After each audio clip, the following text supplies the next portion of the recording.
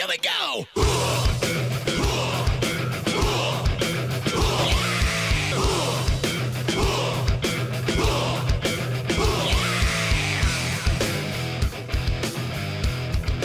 Welcome to Close Combat. I'm Sergeant First Class Randy Randolph. Coming up, we'll have all the middleweight action in the Army Championship Combatives Tournament. But first, a look at why this program exists. I'm in a Combatives gym, one of hundreds Army-wide, where soldiers have revolutionized the way they train. Here's a look at modern Army combatives.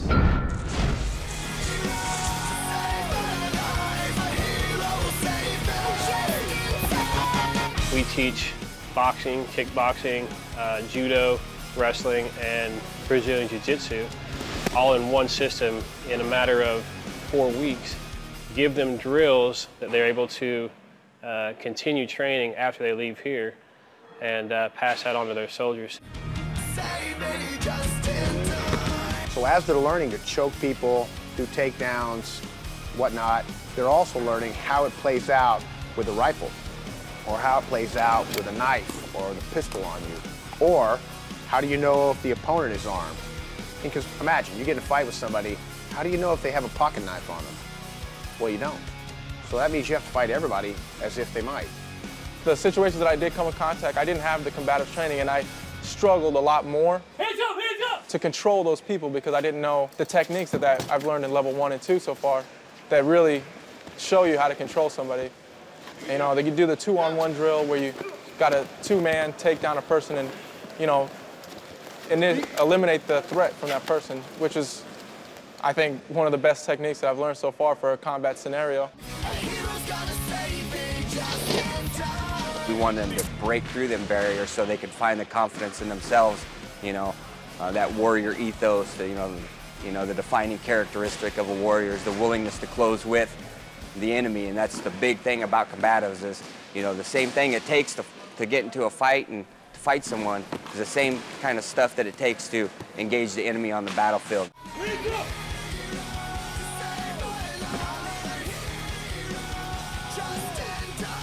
You're in a firefight, you go black, you have no ammo left, you know, and the enemy's right there on you, and you end up having hand-to-hand, or you're clearing rooms, you know, in tight-knit quarters. Depending on your rules of engagement, you know, you're not able to fire your weapons, so you've got your enemy combatant right there on you. You got to take them down hand-to-hand. Because everybody has to be ready to fight. Everybody's a soldier first, regardless of MOS or duty position. Your first priority is a soldier, and you never know when you're going to need that. When you take it down to the soldier level, they have to be confident that they can handle themselves. In all situations, we want them generally to step forward and say, I'm here to help. Every soldier is going to be in a situation where they're going to be in or around an enemy or in enemy territory. Regardless of what your job is in Iraq or Afghanistan, you're in enemy territory. So you need to be prepared for that.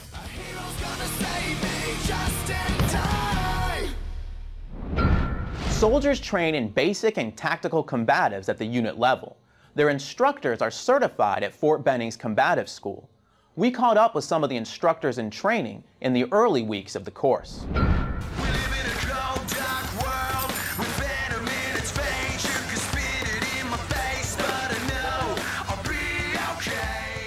The course has been pretty physically tough. I mean, it's only Thursday right now, and I'm pretty beat up. Got knots all on my back and popping ibuprofen at night and stuff, but I mean, it's really worth it.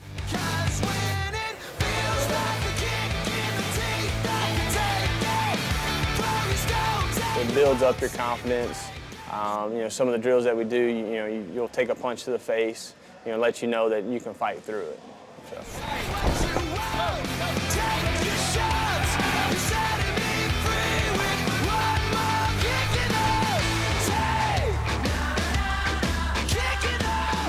I would say there's a lot of team building, especially in the class. I mean, especially you get to talk to people from different MOSs and learn why they want to do combatives, and you just kind of get into it.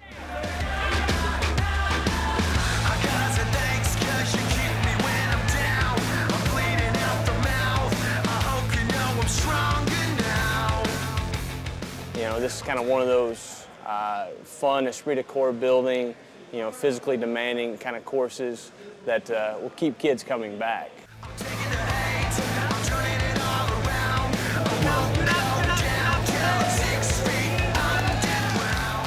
right now, AFN Europe doesn't have a program. So I want to get something together so I can train all the soldiers, sailors, and airmen that we have. You know, we have something like 50 people that can benefit from this training.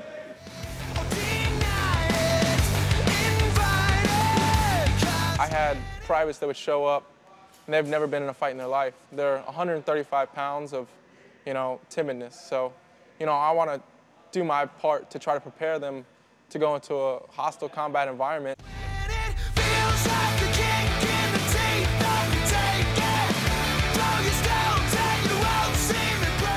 But for the most part, it's definitely very good for a soldier, airman, or anybody like that to know how to defend themselves. Because if they're alone, if their ammo runs out, there's lots of different scenarios where they would need to know how to defend themselves. What doesn't kill me only will make me stronger in my head. It actually raised my confidence a lot because I was intimidated by a lot of the guys, especially this class. I'm the only female, and I was like, oh, this is gonna be a tough month. It's just not a lot of females do combatives, and then just getting used to throwing around guys, and it's more like showing the guys that females can do combatives also. Later in the show, we'll check back with the student instructors to see how they did at the end of the course. Coming up, a closer look at the dangers and potential injuries associated with combatives. Plus, we'll have all the middleweight action from the Army Combatives Championship.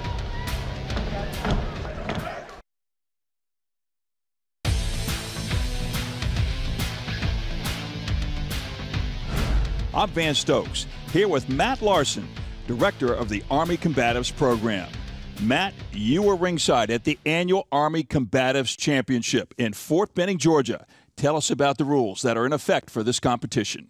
Well, Van, there'll be 3 5-minute rounds. They'll be allowed to throw closed fist strikes to the head, knees to the body, but not to the head, but they can kick to the head.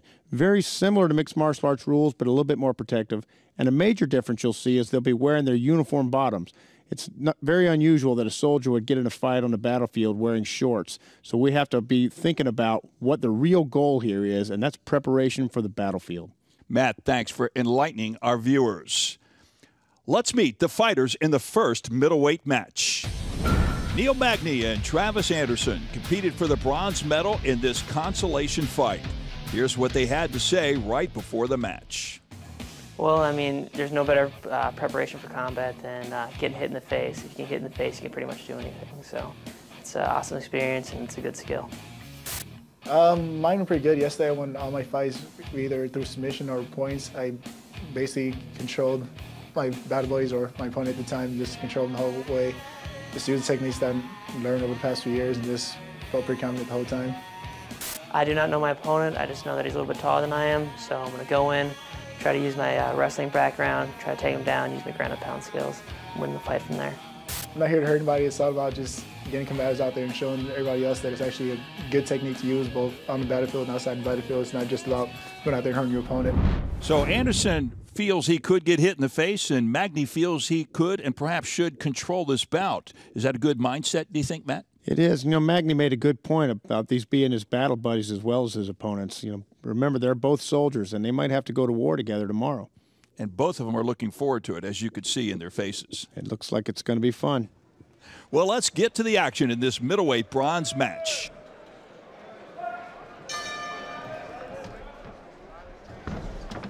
Neil Magny in the red belt representing the Illinois National Guard. Very quick with the striking as he gets distance, separates, and then comes back and attacks Travis Anderson again. Travis Anderson from the Maneuver Center of Excellence by way of West Point.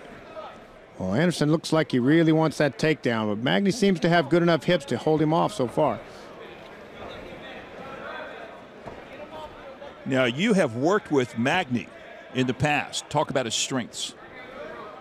Well, Magny's from the Illinois National Guard, and that team is pretty solid. You know, a lot of these National Guard teams come in here, and they've got lots of skillful guys. It's a testament to the sort of people who are joining the Guard these days that they can come in and compete with the active duty soldiers. Well, Magny right now, using one of his strengths, and that's his ability to control matches, as you heard him talk about before this competition got underway. As now he's seeking to control the upper body, if you will, of Travis Anderson. They work their way into the neutral corner, and Magny ready to deliver some striking blows to the head. And Magny's doing a good job of controlling that far side arm so that Anderson is unable to escape from that position. He really needs to get his right arm back behind Magny, start to work his way to the back. Now, we have talked in the past about combatants coming out of places like Fort Hood and Fort Bragg and Fort Campbell, where you have to be the best in your installation. There is a good throwdown by Magny, and he has got Travis Anderson in a tough spot right now. But my question to you is plain and simple. How does someone like Magny become so good and so strong when they don't come from a big installation like Fort Bragg or Fort Hood? Well, a lot of these guys in their National Guard units, they key off of, it looks like he's working for that bent arm lock there. A lot of these guys from the National Guard units, they key off the civilian martial arts culture in their areas. And you can see a lot of the coaches coming from these teams are local, mixed martial arts coaches. And that's one of the things we've done in the Army is tap into the expertise that's in America. There's lots of people around who understand a lot about fighting. We just have to put it in perspective of the battlefield. He's looking like he's in a bad way here. Oh, he is. Magny has got him where he wants him. Repeated blows to the head, striking blows. Anderson moves over to the edge of the mat. And Magny relentless on those blows to the head. Blocking slightly by the hand is Travis Anderson. But is he blocking enough? We'll have to see. Those are aggregate number of blows. How damaging are they, Matt? I'll tell you what, it seems like he's really doing some damage. That position is very bad. I don't know how Anderson's going to get out of it. And now Magny's working on an arm triangle. Dominating performance right now by Neil Magny. And that's what the judges are looking for. 3 judges. Oh, he's in a tough position now. Repeated blows by both hands. We have a very good referee there, Brandon Sales. He's a 3-time Army champion. He's been in that ring a lot and knows just what to do. So I think we'll probably see him go to the center before too long. And I see it. It looks like perhaps an open cut on the top of the head of Travis Anderson as he continues to get pounded on in the corner. So far this round, Magny is really having his way. He's landing a lot of punches, dominating positionally. The name is domination. It's not just control. He has dominated his opponent, and that's what the judges are looking for when they score this on a 10-point must system. Exactly right. Now, when it goes to the judges, you never can tell what's going to happen. We tell the fighters, look, if you don't knock the guy out, oh, and it's reversed now. Wow. We say if you don't knock the guy out or submit him, and you left it to somebody's opinion who won. You don't want to do that. And at that point, it becomes a little bit subjective. But they are objectively looking for dominating type blows. One advantage we have in the Army system is that, the judges are products of our education system. So we teach them how to fight, teach them how to coach, and then teach them how to judge, referee. All those things are part of the combatives program. So Anderson rebounds under 20 seconds remaining in the first round of this 3-round bronze medal match in the middleweight division. And now he's neutralized Magny. There's the pounding of the mat, less than 10 seconds remaining. Yeah, Magny doing a good job with those legs, holding Anderson off. And they both know where they are in the ring and on the clock. So the first period comes to an end. Credit Travis Anderson. He took a big pounding, but towards the latter part, he managed to get away, escape, if you will, from Neil Magny. Yeah, I don't think Anderson did enough to take the round. He did come out on top there at the very end, but Magny did a lot of damage when he had his arms pinned and was raining those blows on his face. Good submission attempts. There you get a good look at Neil Magny. He gets a little bit of liquid replenishment. A lot of those soldiers from the Illinois National Guard, their actual job is to be drill instructors. So on their summer rotations, they come out to the main posts like Fort Jackson and Fort Benning and then teach these skills to our young soldiers.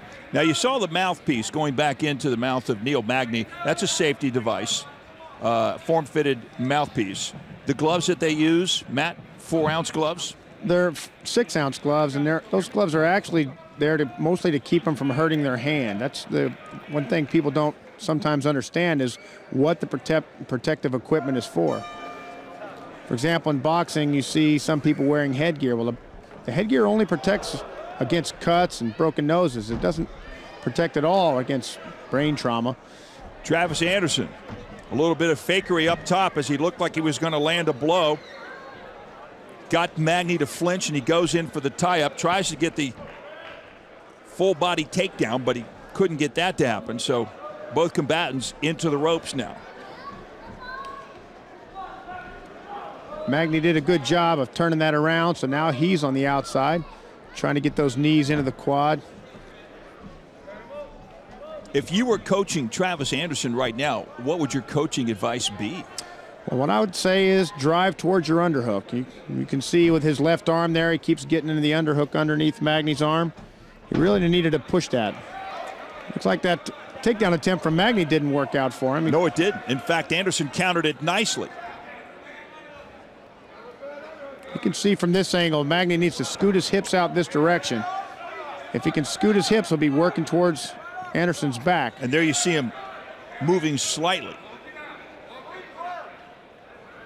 If he can pull his head out from that headlock, he'll be behind Anderson in a very advantageous position. But if Anderson's smart, he's not going to allow him to pull that head out right now. But can't hold on to it that long. He comes out. Call it a reversal if you want. But he comes back to an advantageous position. Now that plain and simply is experience, Magny knowing where he was and what he needed to do to escape. That's right, and a lot of the experience, you see that Anderson had quite a bit of wrestling background. A lot of the experience from other ways of learning to fight are good for you, but they also give you some bad habits. You know, you could see there that headlock technique is very common in wrestling. Maybe not the best thing to do in a real fight. Well, Magny talked before the bout about his ability to get his opponent to submit. And he likes to strike. I mean, throughout the first period, he strikes with the knee, strikes with the hand. He'll deliver blows to the body with the knee or the hand to the head. He's been dominating this fight mostly positionally throughout, with a little bit of exception there whenever he got mounted a second ago, or almost mounted a second ago. But even that was on his initiative. You can see he does a real good job of keeping that wrist control, making sure he's the one throwing the punches. Well, they're on their feet and they get tangled up in the ropes. So they come back to the center of the ring in the standing position. They set up as boxers, but you get the feel that you're going to see a takedown perhaps. Although Magny likes to deliver the blows, presses Anderson over against the ropes and then comes back to the center of the ring. So let's see if the boxing skills will come into play here. Oh, a little kickboxing. Yeah, well, Magny knows that Anderson's wanting that takedown, and also knowing how to keep him at bay. Magny showing a lot of skills as a stand-up fighter as well as on the mat in a grappling format. Now he's pressed over against the ropes. And they both have very good takedown skills here and ability to defend, so you're seeing a fairly technical fight at all the ranges.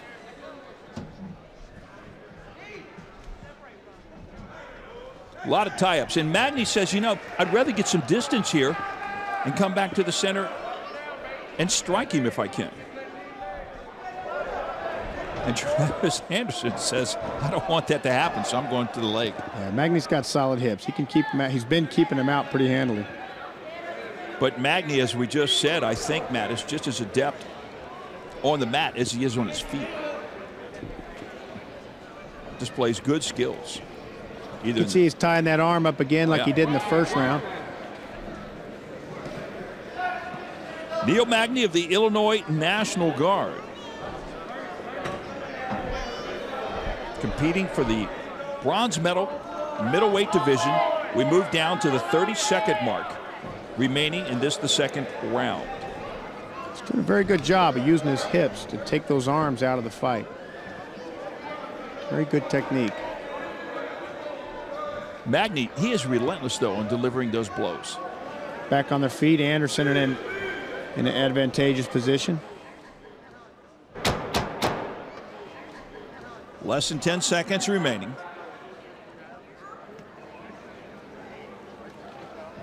They hear that pounding of the mat, and they just basically are content to tie up and nurse out those final seconds of the round. So round number 2 comes to a close. How do you see it thus far?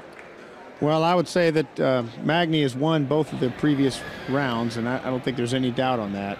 Anderson has continued to be aggressive, trying to do it, but let's see what his coach has to say. Yeah, let's see if you can listen to his coach.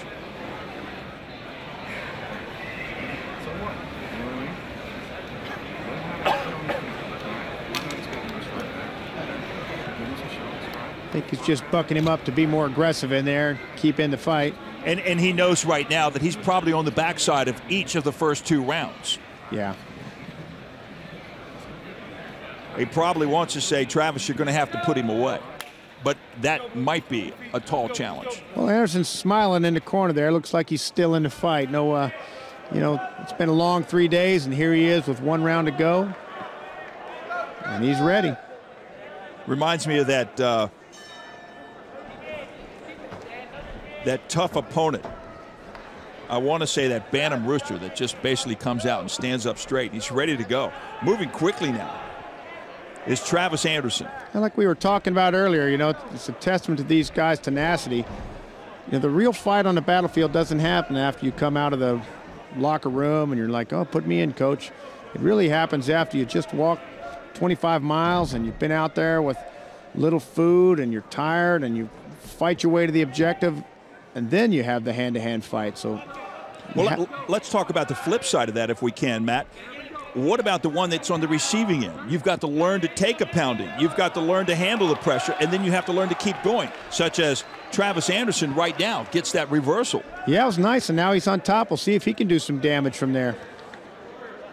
I mean, some days you're going to be able to hand it out, and other days you're going to have to be able to take it. But regardless, on day number 3, you've got to keep going because that's what happens in battle. You know, they say that the one quality that really matters in life is perseverance, and you can see that right there. Anderson on top after all this time. Now's his chance. So they're going to bring him back to the center of the mat. Now, that's not to say that you don't have to have talent, but talent with perseverance ultimately will be the mark of a champion. Yeah, I know it's been said it's not the will to win that counts, because once you get in the arena, everybody wants to win. It's the will to prepare to win, because the preparation is what takes you through 3 days of fighting and gets you into the 3rd round in this fight. Without the will to prepare, that battlefield can be a tough place. So training under the guise of which this competition is being conducted is of paramount importance.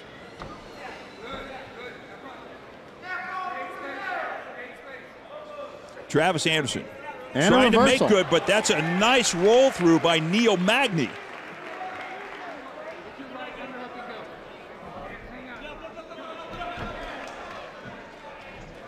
As they come to the standing position and then find their way into the ropes.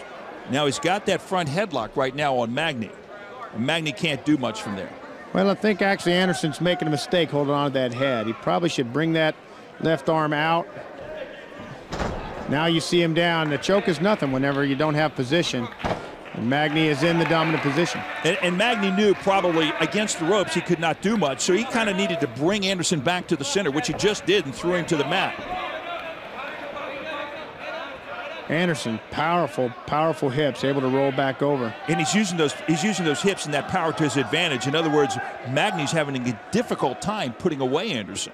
And he's got one arm in and one arm out, which is a bad position. You can see Magny working towards that triangle choke, trying to pull his left leg up around there and get control of the neck. And it's sinking deeper and deeper. Explain that triangle choke. Oh, and that's it. Oh, that's it. That is it. He sunk it. He sunk it, and Anderson basically couldn't withstand beyond that point. So Neil Magny gets the submission on that. Yeah, that triangle is a dangerous choke. When somebody's... The winner by tap out to the triangle, wearing the red belt, representing Illinois Army National Guard, Neil Magny. Very good performance from Magny. He dominated pretty much the whole fight. So Neil Magny wins the bronze medal in the middleweight division as a result of that triangle, which caused Travis Anderson to essentially tap out. Talk about that triangle. I mean, how tough is it to get it, to lock it in, and then what happens? Well, it's a technique that guys with long legs like to use against stubby guys, so it's sneaky, and they get it in there real quick. And really what you have to do is pull the guy up onto your lap and change your posture. If you're all bent over like he was, it's very hard to resist. So the opponent almost becomes defenseless in that triangle if it's sunk properly. And if he's not necessarily doing the right thing, you have to be upright to be able to defend it. Well, okay, upright was Neil Magny as he wins the bronze medal. Now, let's hear from our winner. Good match. Can you tell me how you got the submission at the end there? I just went ahead and threw my legs over for the triangle. I worked this hell of it, so he quit thinking about the choke. Each time we sticked it in, inch by inch, I finally was able to pull it off. All right, do you have any shout-outs for anybody out there? No, I just want to thank the Ghost Horse for helping me get ready. I want to thank my Illinois, I guess right now it's rough. I want to say everyone in my command for supporting this program. I can go back to my unit and show my lower list that this technique actually works. All right, thank you. Congratulations. Thank you. Let's hear it once again for third place in the middleweight division from Illinois Army National Guard, Neil Magny. So Magny can go back to his unit, show the technique properly worked, becomes a bit of a mentor when he returns back to his unit. And that's what this tournament's all about. These soldiers get to go back and take the skills and experience they learned here and improve the rest of the soldiers in their unit's ability as well. Well, they parlay it and help build the strengths and skills of other soldiers. Coming up later in the show, we'll be back with all the action from the gold medal fight in the middleweight division. Stick around for more Close Combat.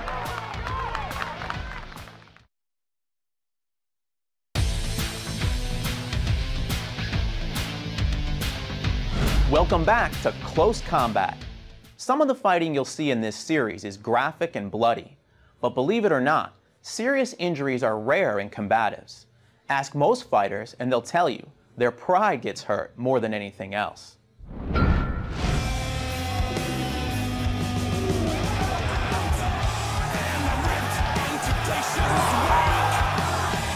We're all soldiers here, so we're all looking to take care of each other. There's going to be injuries in fight training. But the injuries are very, they're minimal. They're, you're going to have guys that bruise their feet or twist their ankle. The same kind of injuries that you might get from like running or whatever, or playing soccer.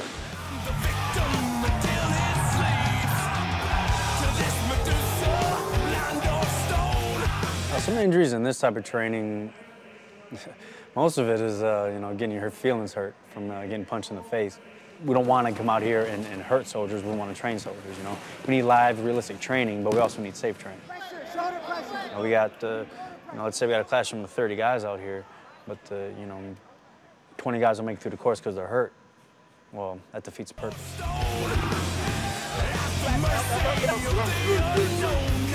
At combative school, we almost have nobody not graduate because they're injured. Because we have an experienced cadre who know where their risks lie and can mitigate them. And so we can train hard and realistic and yet safe because it's all about maturity and having a grown-up, knowledge of what it means to train hard.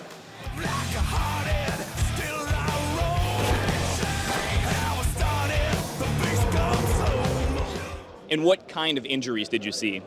We mainly saw musculoskeletal injuries such as shoulder, elbow, and knee injuries, and we saw one hand fracture. This training is safer than a high school football team's trainer by a factor of 10 probably. It's safe, and it's hard and realistic. And you're going to get bruises when you're hitting each other, so don't expect it to be pain-free. But injury-free and pain-free are two entirely different things. And we can train with pain as a factor of training in the same way that it is on a long road march. That hurts. But hopefully it didn't injure you if it's done wisely. Same thing is true here.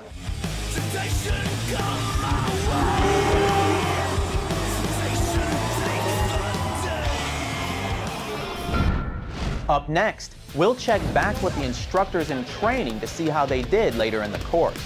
Plus, more middleweight action in the Army Championship Combatives Tournament.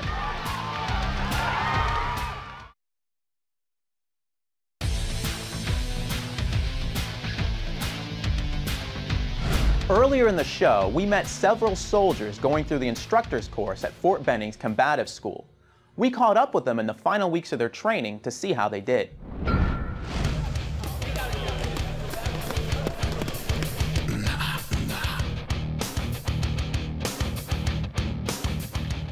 I'm pretty beat up, but I mean, it comes with territory.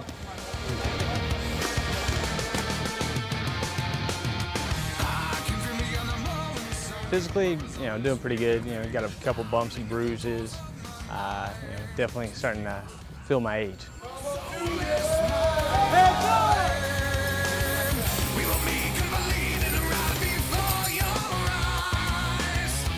My body is aching quite a bit. I've gotten beat up pretty bad.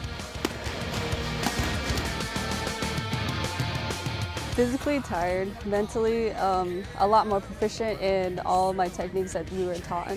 It's a lot to learn, and taught us a lot more than I've thought at all. Like especially like the techniques and scenarios and situations that we're going to be caught in.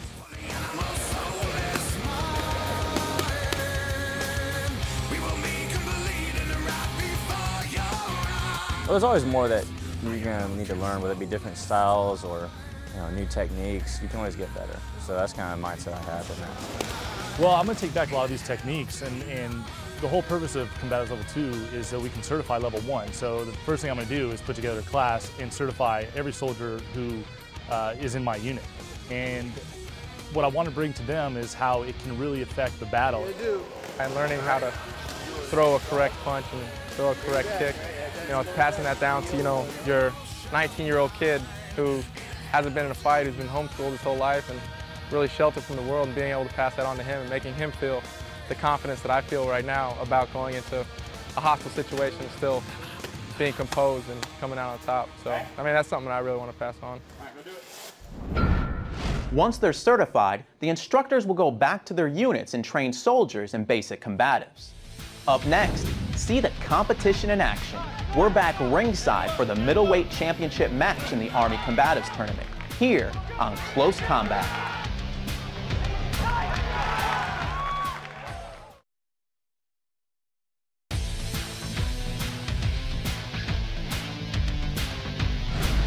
I'm Van Stokes, back with Matt Larson. Now, for the final fight in the middleweight division, let's meet our competitors. Andrew Chappelle and John Anderson competed for the gold medal and championship title. Here's what they had to say heading into the ring. I'm gonna feel the guy out. I know he's a really good wrestler. I'm not saying he can out-wrestle me because I got pretty good wrestling too. But that's his strong point. He's in really good shape too. So I'm gonna try and stand up with him. If I see an opportunity to take it down, I'll do it. But I'm guessing strategically, I'll be better on my feet for sure. So I'll most likely start up standing up and trying to knock him out. But if I get an opportunity to submit him, I'm all about finishing the fight as soon as possible. I'm gonna go in. I'm a hard charger. I'm a real intense guy, and I'm gonna bring that intensity in, and I'm gonna push him to his limit and try to break him. And I feel comfortable on the feet striking. I'm gonna obviously hand fight with him, wrestle him, take him down to a dominant position. And I know he has a good jiu-jitsu background, so I'm gonna stay out of some of his strong areas, which is just, makes sense to me. So I'm gonna stay out of there and stick to my strong areas and see how it goes. Do a lot of striking, a lot of rolling around, and have fun. I do. I fight professionally. I've been fighting professionally for about 8 years now. I took a nice break because I've been in the Army for about 5 years. I'm in the Army Reserves now, so I fought pro before I was in the Army, and then a little bit while I was in, but not much. And then now that I'm out, I'm fighting professionally as well. So Chappelle, 5 years of professional experience, but John Anderson, he wants to neutralize. What do you think is going through the mind of John Anderson now as he's getting ready to face Chappelle? Well, I think in the crowd, Chappelle has been the favorite going into this. He's a professional fighter. He used to be a teacher at the Army Combative School.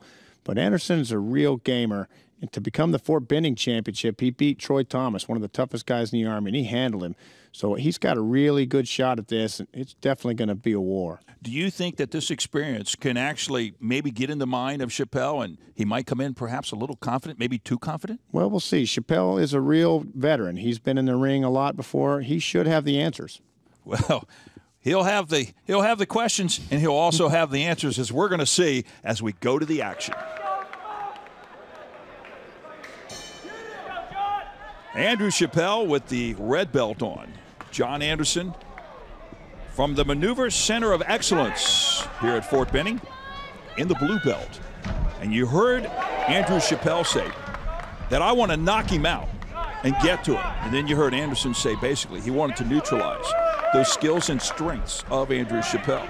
And John Anderson comes out very aggressive. He's coming out hard. He's really starting to put it to him. It's almost as if Anderson's saying to himself, your professional background doesn't matter that much to me right now. You can see Chappelle's the cagey veteran. He's got some good skills. I think Anderson is trying to drive the pace, maybe see if his fitness level is better. Chappelle's got good position here. Chappelle stationed at Fort Sam Houston. Nice takedown. And he made that look easy. But that, again, that's the experience factor speaking. He's a phenomenally skilled fighter, Chappelle. He's been famous around the Army for having his skills. Now, like I said earlier, Anderson, he's coming to win. He's not backing down. Well, you look at the skills and you look at the experience, and you can just see the execution right now of Andrew Chappelle. I mean, technically, he's proficient right now. Would you say so, Matt? That's right. He's got a solid half mount here. Very good. He's a black belt in Brazilian Jiu-Jitsu as well. Wow. Anderson now reverses and comes to his feet. They're back up to the neutral position now. Anderson got out of trouble there pretty handily, and he's coming at him. Look at those hard punches. He got out of trouble, and now he wants to make some trouble of his own. The quick knee blows as they back away, get some distance between each other. And Anderson just keeps coming at Chappelle. Same attempt he did earlier. You can see Chappelle's already got his mouth open. I think this pace is hard for him. Wow, this is a true combatives match. That was a good blow. And I think you see some blood now on the shirt of Chappelle that has come from slightly above the eye of John Anderson.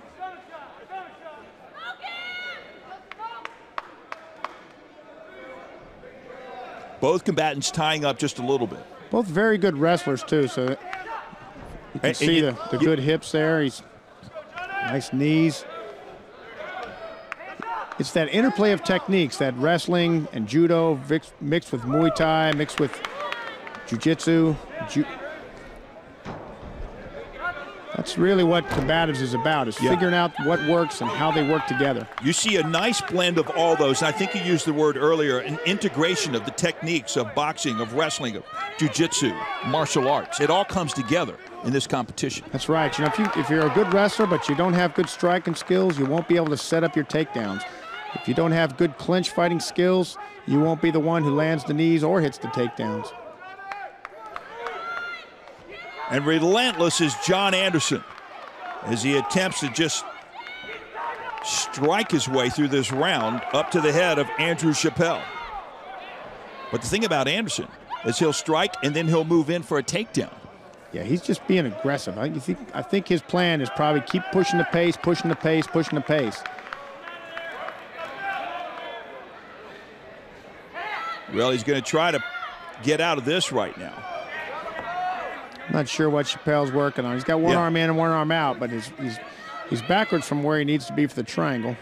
Kind of a neutral position right there. But Anderson again trying to go to the body with the blows. 45 seconds remaining in the first round.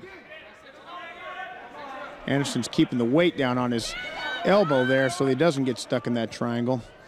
But looks like Chappelle's working on an arm lock. some way to twist that arm out so that he can set the choke. You know, to get the triangle choke, he's got to extend his hips and get Anderson's left arm across his body. So from where it's at now, he's not going to be able to finish the choke. And that triangle choke essentially cuts off the blood flow up around the neck, does it not? That's right. The most effective choking techniques under 10 seconds are about getting the blood flow shut off to the head. Anderson getting out. Anderson delivers one more blow before this round comes to an end, and that's the end of the first round in this middleweight bout for the gold medal. A good look there at Andrew Chappell. He looks tired in that corner. It's Anderson's really pushing him. You can see Chappell probably a little bit technically superior in that first round, but Anderson, a gamer, coming hard the whole time. You can have a pretty good race car, but unless it's got the gas, it may not be there at the finish line. And you see a little bit right now, Chappell just looking for that second win. That's Keith Bach in Chappell's corner there. He's a former Army champion as well. Very, very solid fighter. What do you think he's telling him? I think he's telling him to relax, get a hold of his win. He's got the skills to win. He's just got to make sure he's there. And conversely, what do you think's going on over in the other corner? I think if I was coaching Anderson, I'd tell him to keep coming. Well, look at Anderson right now. He's got that laser-like focus on his opponent as they get ready to come to the center of the ring to start the second round. There they go. They tap the gloves, round number 2. Yeah, Anderson looks eager, and here he comes. Eager is a mild word, perhaps. Showing he's got some kicks, too. As he takes it right into Andrew Chappell and then takes him to the mat. Anderson gets the takedown. Chappell working a triangle. Anderson doing a good job of keeping his hips set. He wants to find a place to deliver those blows, but with the feet, Chappell's kind of keeping him away. Now Anderson gets in a little bit closer. And again, there's no points awarded for a specific technique, i.e. on the takedown or i.e. on the reversal. That's correct. You can really see the fatigue on Chappell's face now. Anderson's pace is really getting to him. That's right, the judges are going to score based upon who was dominant, who lands the most blows, who's doing the most damage, gets the most takedowns. And John Anderson seems to have been the aggressor since the opening bell. What do you think's going through the mind of Chappell right now? He knows he is in spite of his 5 years of professional experience, he's in a really tough match right now. Yeah, it makes you think he didn't take it seriously enough. Here he is in the championship bout, and maybe he should have been in better shape coming in. We get to the 1 minute mark remaining, under 1 remaining. And this is the second round. And you know, when you get this activity, it goes by very quickly, Matt. Nice blows there, exchanging good blows. Oh, they go down, but come back to the knees and come back to the standing position. Little uppercut right there by Chappell. And perhaps John Anderson a little bit overextended as he leans in. I think he's just being aggressive. Oh, and he delivers a blow. Getting himself in a little bad position, but he's so aggressive, and he's really pushing the pace. I think he figures that's the way for him to win. And you can see Chappell getting tired. He's got his mouth open. And he's also got a little blood, it looks like, perhaps coming from the nose as he moves backward. And he's really looking tired now. He's just taking those blows. And in steps John Anderson. He knows it. He can smell it. He can read it on his opponent. And down they go. Side control. John Anderson showing not only skill and technique, but showing conditioning. Oh! Almost had him in the arm lock there. Almost had him in the arm. Out. He slipped off, and Chappell fortunately got out for himself. And Chappell falls back to the guard. You can tell he's tired. He should have been more aggressive there, trying to get on top. He's just running out of gas. John Anderson now trying to get a good position from the top. Will deliver the blows to the body and then back to the head. And here he comes. He's mounted him. The striking blows to the head. Chappell needs to cover. Both hooks in now, solid back mount, very dominant position. Chappelle being pounded right now, taking a beating. Chappelle's going to have to do something. That referee's looking to stop it, and there it is. And he does. He stops it. John Anderson mounts Andrew Chappelle, delivers the striking blows to the head, and the referee moves in and stops that contest. Wow, wow. And Chappelle still down on the canvas, gets up slowly. John Anderson goes over, gives him that congratulatory hug. That was a good call from the referee. You can see the look on Chappelle's face that he had had enough. At that point, he was just covering up. Good bout. Good bout in combatives. As combatives goes, that was packed with action. From the Maneuver Center of Excellence, John Anderson. Just shows to show you the level of aggressiveness and the level of experience that these soldiers are getting now for this Captain Anderson to come in there and put it to this professional fighter. So John Anderson gets the gold medal draped around his neck.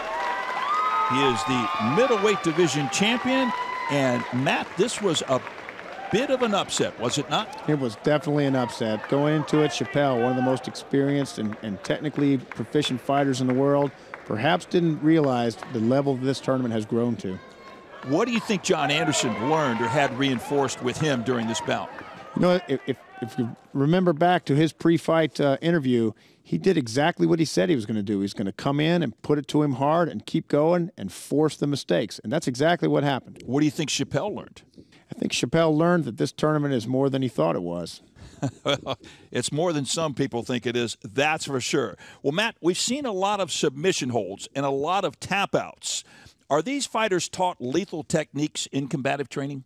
Well, lethal techniques is kind of a misnomer. You know, the human body is very resilient and can take a lot of damage. And in the combatives program, not only do we teach the things you're seeing, but real fights happen with guns and knives and buddies who jump in. And so that's what we teach them. And so soldiers downrange, you know, probably 30–40% of the hand-to-hand combat that happens down there ends in gunshots. Soldiers have to be able to not only fight like this, but fight with all their kit, with their weapons, with their buddies, have a good strategy, integrate it into their mission plan. That's what we really teach in combatives. So what we train here will carry over to the battlefield in the accomplishment of the mission. Well, congratulations to John Anderson for winning the gold medal in the middleweight division. For Matt Larson and our entire broadcast crew, I'm Van Stokes. We'll see you next time on Close Combat. Here we go!